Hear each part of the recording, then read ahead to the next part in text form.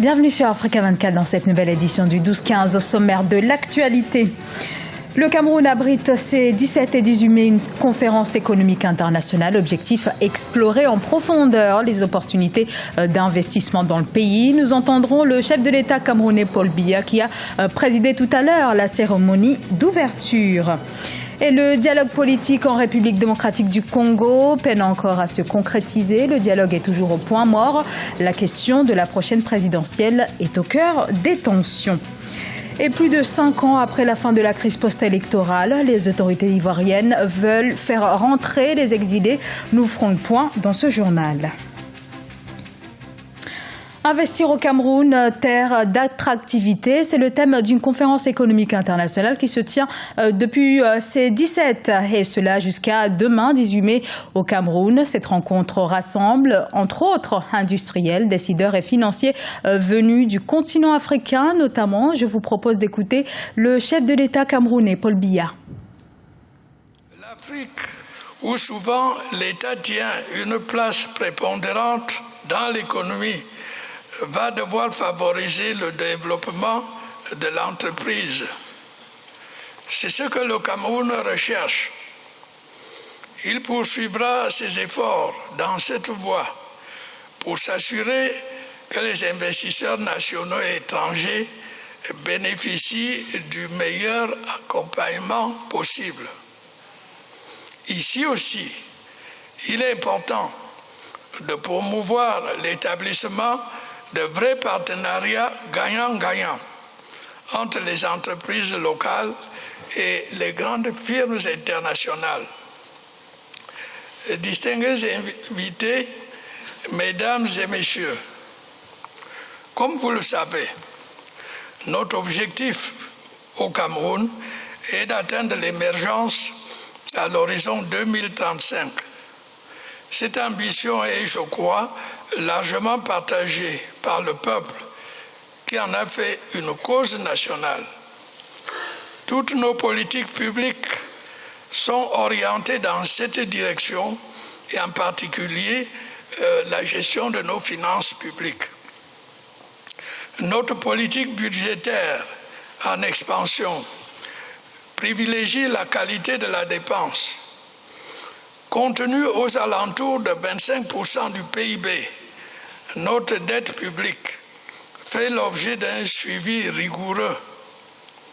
Elle doit rester à un niveau toujours soutenable, tout en nous procurant des moyens de financement productifs. Nous avons bon espoir que la consolidation de ces conditions saura nous attirer plus encore la faveur des investisseurs. Et depuis ce lundi, et cela jusqu'au 20 mai, Africa 24 vous propose une émission spéciale en direct de Yaoundé au Cameroun, émission consacrée justement aux opportunités d'investissement dans le pays. Ce rendez-vous économique vous sera présenté par Thierry Ngogang tous les soirs à partir de 19h30 GMT. Et le Burundi a rendu un dernier hommage ce lundi à l'ancien président Jean-Baptiste Bagaza, cérémonie au palais de l'Assemblée en présence notamment de l'actuel président Pierre Nkurunziza. Jean-Baptiste Bagaza, décédé le 4 mai 2016, était à la tête de l'État de 1976 à 1987. Son mandat est considéré comme l'une des rares périodes d'accalmie au Burundi.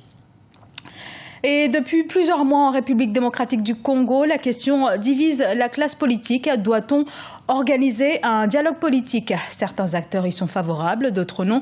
Et cela malgré l'intervention d'Edem Komjo comme facilitateur de ce dialogue politique national inclusif. Le point avec Idlet Mirabel-Bissou. Quel avenir pour le dialogue politique en République démocratique du Congo? Le dialogue pour la majorité au pouvoir va permettre aux Congolais d'aller au-delà des clivages politiques pour échanger sur l'avenir du pays.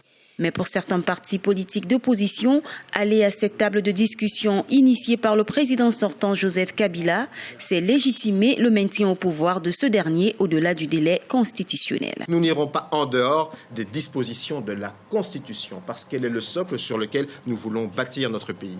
Donc pour nous, il n'y a pas un refus d'un dialogue, il y a le refus d'aller dans ce dialogue de grand-messe, made in Kingakati, qui ne veut qu'une seule chose, qui vient maintenant au grand jour, c'est aller au-delà des dispositions qui sont celles de la Constitution congolaise. Face à la tension politique qui dure depuis plus de 10 mois en République démocratique du Congo, l'Union africaine a envoyé l'ancien Premier ministre togolais Edem Kodjo comme facilitateur du dialogue politique. Mais sa présence semble ne pas avoir conquis l'opposition. La constitution du bureau préparatoire tarde encore à voir le jour pour démarrer les consultations entre pouvoir, opposition et société civile. Le dialogue est un espace républicain et démocratique où il est permis de poser toutes sortes de questions et d'évoquer toutes sortes de propositions pour consolider la gestion de notre pays sur le plan démocratique. 2016 devrait être l'année électorale en République démocratique du Congo, mais le scrutin présidentiel prévu pour le mois de novembre 2016 n'aura probablement pas lieu à bonne date. C'est dans ce contexte que la Cour constitutionnelle a rendu un arrêt le 11 mai 2016, indiquant que pour éviter le vide à la tête de l'État, le président actuel reste en fonction jusqu'à l'installation du nouveau président élu. Vers un procès historique en Afrique du Sud, en effet, suite à une décision judiciaire, des milliers de mineurs atteints de maladies pulmonaires vont pouvoir intenter une action collective contre une trentaine de compagnies minières. Ces travailleurs en exercice ou à la retraite réclament une indemnisation à plus de 30 sociétés d'exploitation aurifère. Ce recours collectif pourrait toutefois prendre jusqu'à 10 ans pour aboutir.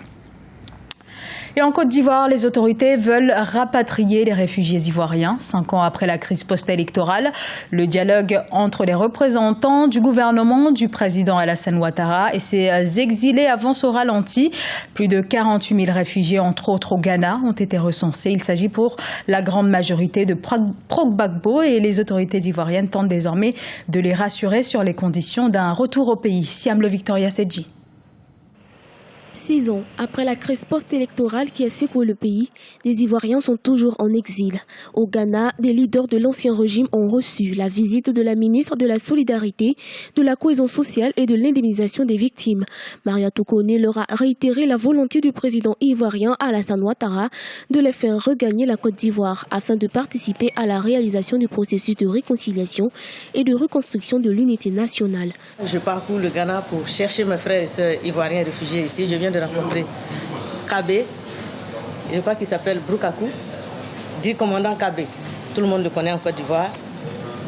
En Côte d'Ivoire a besoin de vous, on vous attend. Tout à fait, nous serons là. Nous remercions Madame la ministre d'avoir effectué ce déplacement parce que effectivement c'est dans la mutualisation de nos synergies que nous pouvons construire ce beau pays. Mais le retour en Côte d'Ivoire suscite chez plusieurs exilés de nombreuses questions. Il s'agit de leur sécurité, de leur indemnisation et de leur réinsertion professionnelle. La visite de la délégation d'Abidjan a été l'occasion d'échanger sur ces questions importantes. Nous sommes venus lui montrer les bras tendus du président Ouattara qui demande à chaque Ivoirien réfugié à l'extérieur de la Côte d'Ivoire du fait de la crise de regagner son pays. Donc nous sommes venus, M. Messou a entendu le message et je crois que nous sommes en train de discuter des différents, disons il y a des derniers réglages à faire et très bientôt on sera ensemble. Les précédentes démarches du gouvernement avaient permis jusque-là le retour des 2/3 des exilés ivoiriens. Le processus de réconciliation nationale en Côte d'Ivoire reste cependant confronté à des obstacles. Les plus importants sont les procès de l'ex-président Laurent Gbagbo, de Blé Goudé et de l'ex-première dame Simone Gbagbo.